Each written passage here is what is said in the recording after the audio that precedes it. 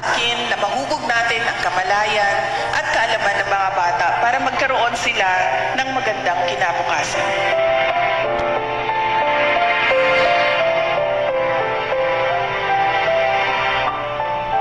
Sa OVP, tinitiyak natin na kabilang sa mga programa ang para sa mga kabataan.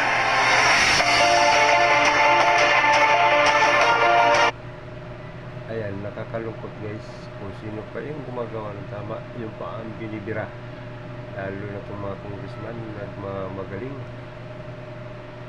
magaling-galingan. Bakit yung iba hindi nila binabalatan, lalo na itong si Hontiveros, ayan, Trillanes, go.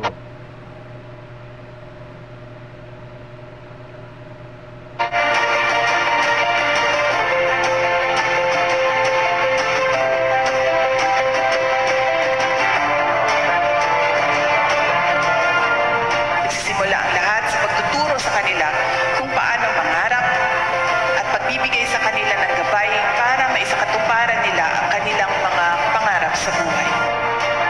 Kailangan natin mag-aral ng mabuti para makapagtapos na para merong trabaho.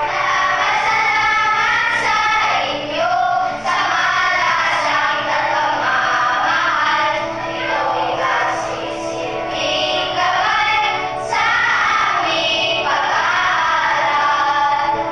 Duterte. Thank you.